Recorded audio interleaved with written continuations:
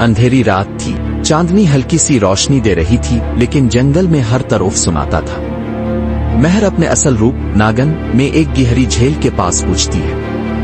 इसकी आंखों में आग थी, जैसे कुछ खो चुकी हो या पाने के लिए तरस रही हो। अचानक झील के पानी में एक चमक उठी है, एक नागुमानी की तस्वीर। पानी खुद से बोलता है, महर, वक्त आ गया है। नागुमानी को ढूंढने निकलो, वरन तुम्हारा वंश मिट जाएगा। महर का चेहरा पहले हैरान फिर पर आज़म होता है। इसका माजी इसे याद आता है, किसे इसे माँ बाप को मानोशाह ने मारा था और नागुमानी चुरा ली गई थी। तब एक औरत की आवाज सुनाई देती है, काली नागन, जो उसका पीछा कर रही है। काली नागन, नागुमानी सिर्फ एक को मिलेगी और मैं इसे किसी को भी मार सकती हूँ। महर पालत कर घरती है, दोनों के बीच एक आग की जंग होती है। जंगल के पेड़ हिलने लगते हैं, जैसी प्रकृति भी इनके बीच होने वाले टकराव को महसूस कर रही हो। महर गुस्से में कहती है, तो चाहे जितना चाहिए, नागुमानी मेरी तकदीर है और मैं इसे किसी भी नेमत पर पाकर रहूंगी।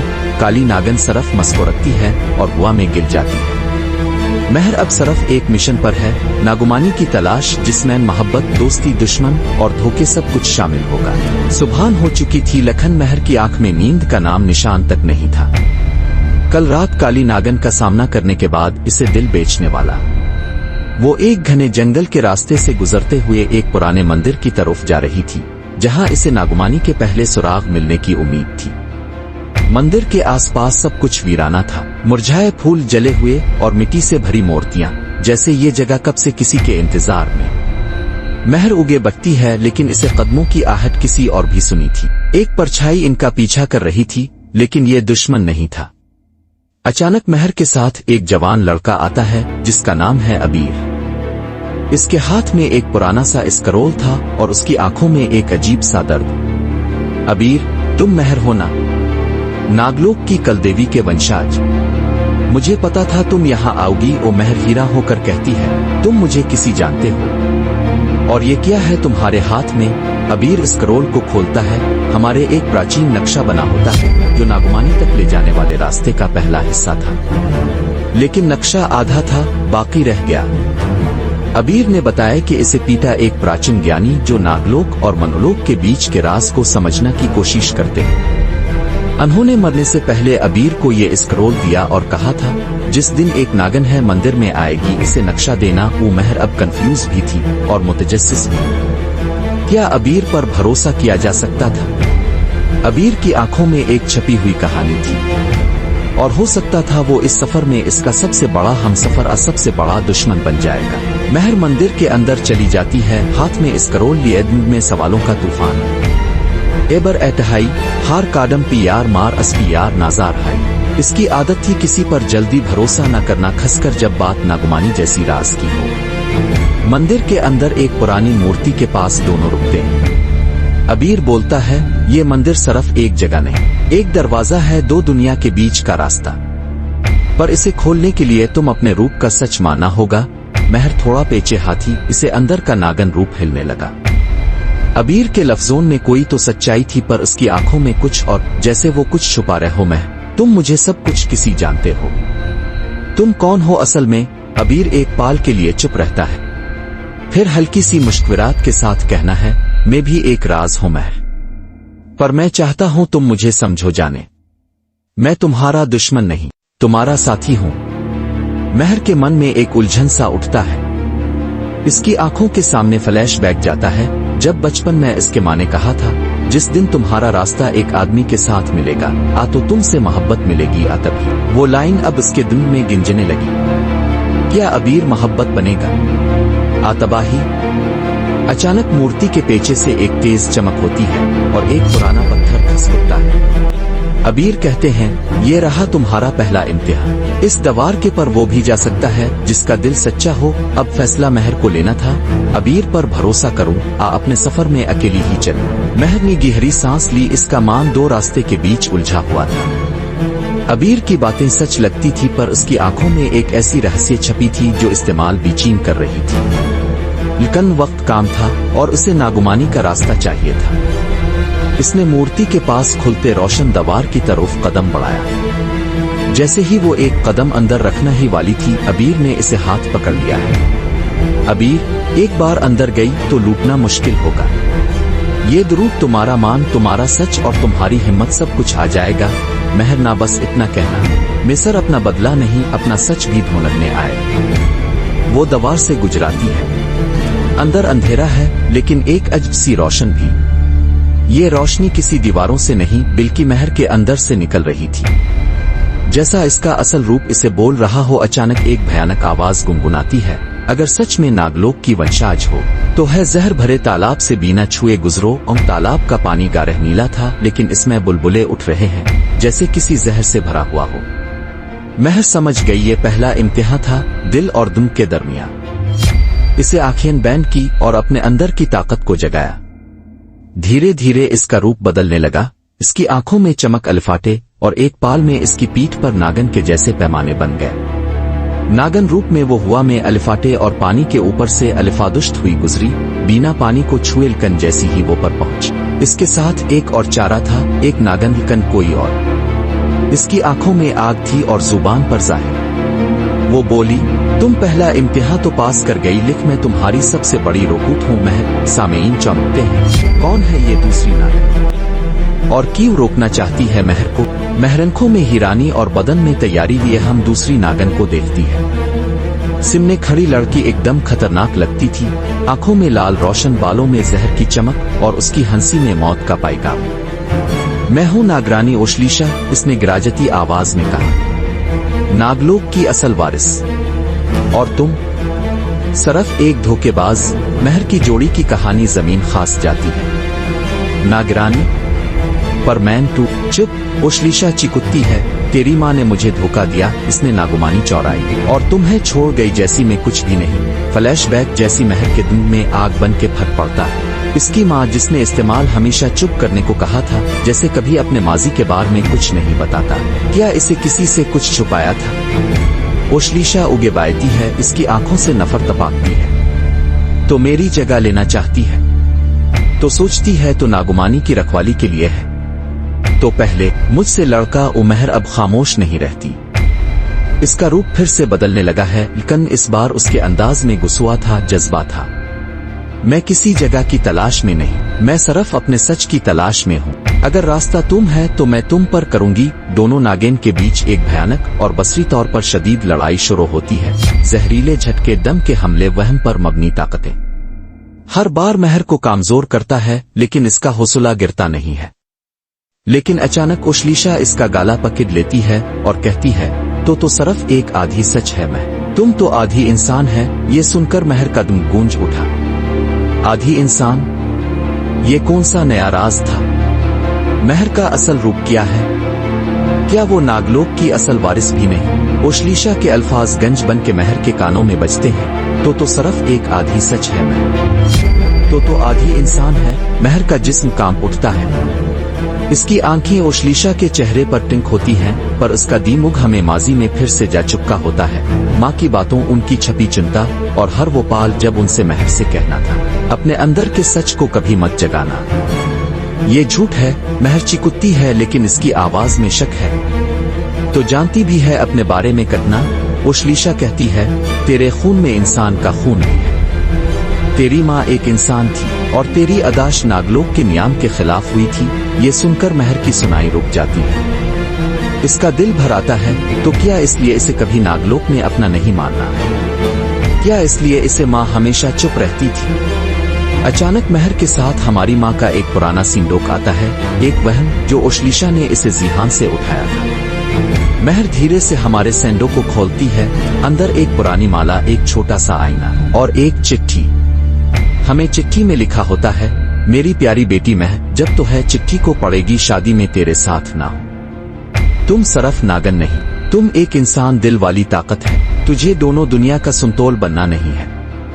नागलोक तुझे कभी नहीं समझेगा, पर तौजह अपना रास्ता खुद बना होगा। महर की आंखों में आंसुओं का तूफान होता है, लेकिन इसके चेहरे पर एक नई रोशनी चमक उठी है। इसने खुद को पहली बार समझना था। वो सिर्फ नागन नहीं, वो एक नई किस्म की ताकत थी। ओशलीशा इसे गुस्से में देखती है। आधी इंसान होकर भी तो मुझे हराएगी?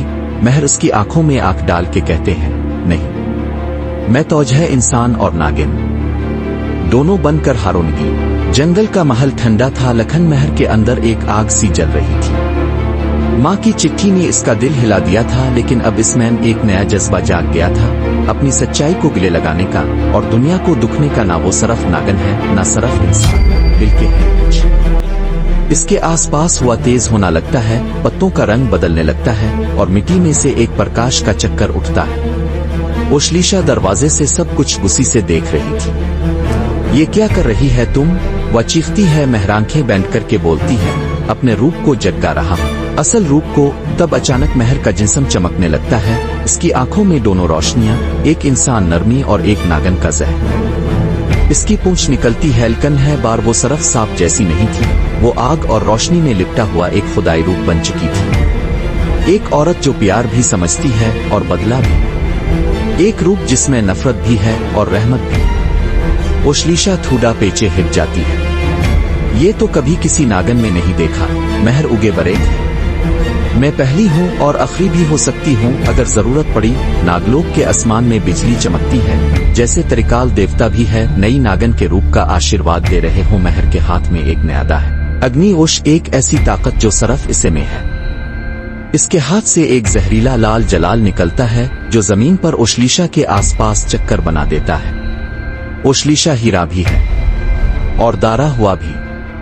अब तुझे सर बदला नहीं लेना। महर कहती है, मुझे अपना वजूद भी साबित करना है। नागलोक का राजमहल एक बार फिर रोशन था, मगर इस बार रोशनी में ग्लो नहीं, गुस्सा। सारा नागराज, नागरानियां और मंतर्क एक जगह जमा। बीच में एक चक्कर जहां नागलोक के कानून के तहत फैसल होते हैं, उसी चक्कर के बीच महर खादी थी। इसका चारा शांत था, हल्कन आंखों में बिजलियां खेल रही थी। इसके दोनों रूप, इंसान और नागन, इसके जिस्म में बराबर चमक रहे हैं। ये रूप नागलोक के कानून के खिलाफ था। इन्हों कभी सोचा भी नहीं था कि एक ऐसी अस्तवा वाले नागन जन्म ले सकती है। तो नागलोक की शादी के खिलाफ एक बुजुर्ग नागराज गिराजते हैं। इंसानों से मिला हुआ खून हमारे लिए शराब है। महर उगे बरेत है। अगर सच बोलना शराब है तो मैं ये शराब स्वीकार करती हूँ। एक और नागरानी उठती है, तुझे ना तो नागलोक अपनाएगा ना इंसान, तो बेघर है, बेनाम है।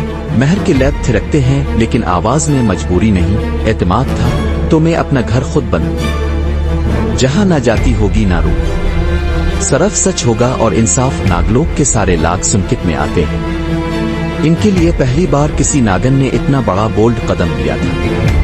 नागलोक के देवताओं के प्रतिमाओं के पास से एक आवाज गूंजती है, जिसे सच को चूना, इसे रोकना नहीं जा सकता। वह एक इलाही संगीत था। नागलोक के कुछ लाग हान में हान मिलते हैं, मगर दूसरी तरफ ओशलीशा भी नागलोक के कानून का हिस्सा बन चुकी थी और उसका इरादा था महर को तोड़ देना। वह उगे बट कर कहती है, महर तुम चाहे जितना रूप बदल ले, लेकिन तुम मेरी दुश्मन है और मैं तुझे ही नागलोक में जीने नहीं दूंगी। महर कहते हैं, जियोनगी भी और तुझे हर एक के दिखाऊंगी भी। नागलोक की अदालत के बाद महर थक गई थी। दिल में दर्द था, मगर आंखों में सपना अब भी जिंदा था। इसका एक ही सहारा था, आरो, वो इंसान जिसके दिल में कब से महर के लिए कुछ था, लिखने इसे कभी के नहीं पाया। महर रात के अंधेरे में जंगल के एक किनारे जा बीती।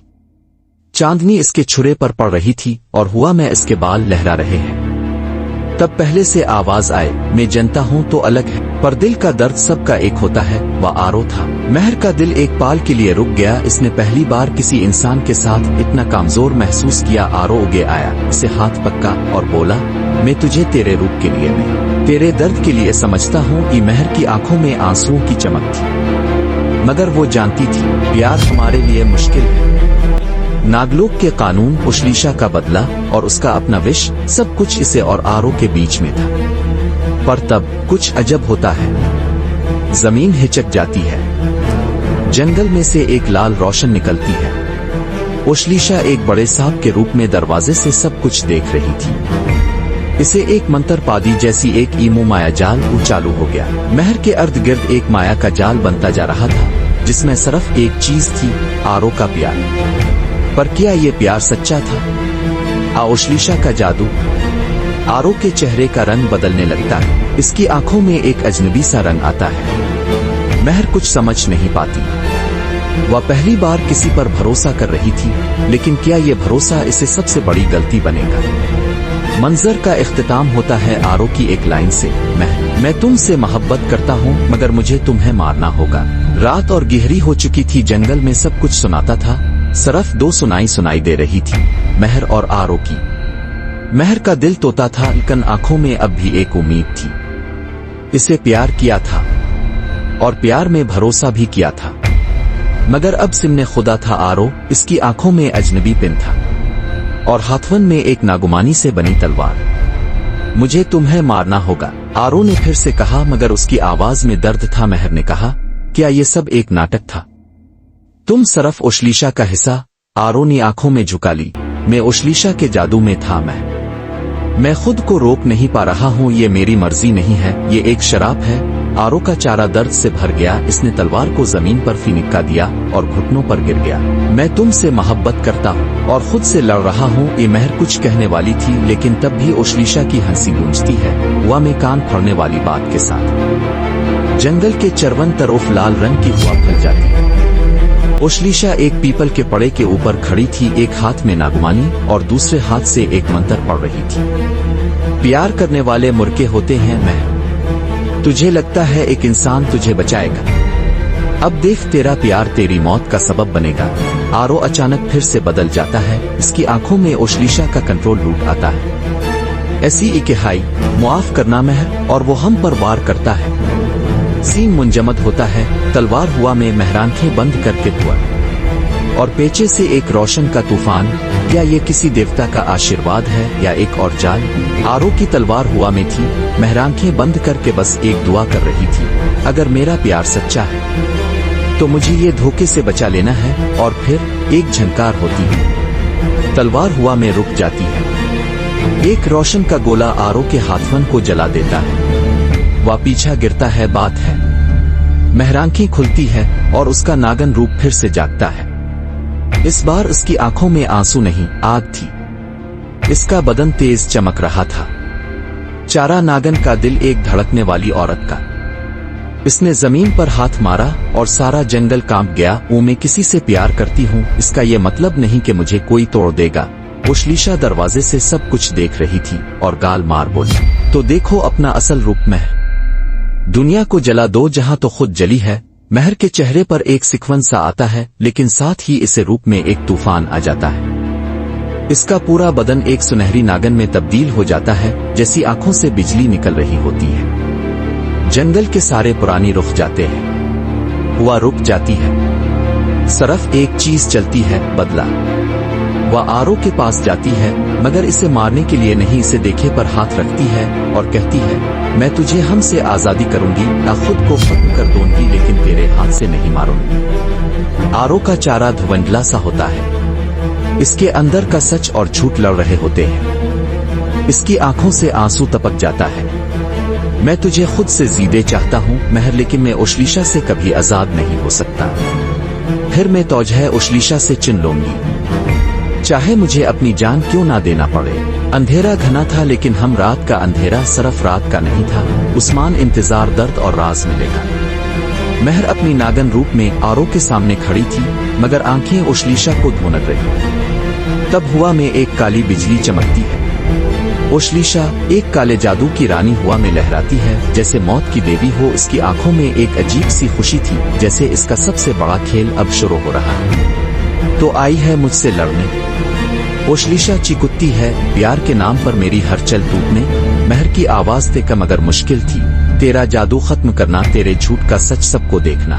ओशलीशा हंसी में फट पड़ती है, इसे हाथ से काला जादू निकलता है जो जमीन को जला देता है।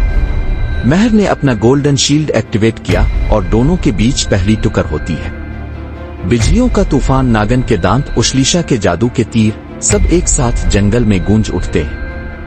जमीन फट जाती है, पड़ गिर जाते हैं और पूरा जंगल एक जंग की तरह बन जाता है। आरो दरवाजे से दोनों को देखता है, इसकी आंखों में दर्द है। एक तरफ मेरा प्यार, एक तरफ मेरा शराब। मैं किसका हूँ? जब ओशलीशा एक बड़ी जादू की लहर भीने वाली होती है, महर हुआ में उछलकर हम पर वार करती है। दोनों जमीन पर गिरती हैं और कैमरा धीरे से जूम करता है नागुमानी पर, जो दोनों के बीच गिर चुकी है। एक आग है जो सरफ प्यार से समझेगी, आ सब कुछ जला देगी।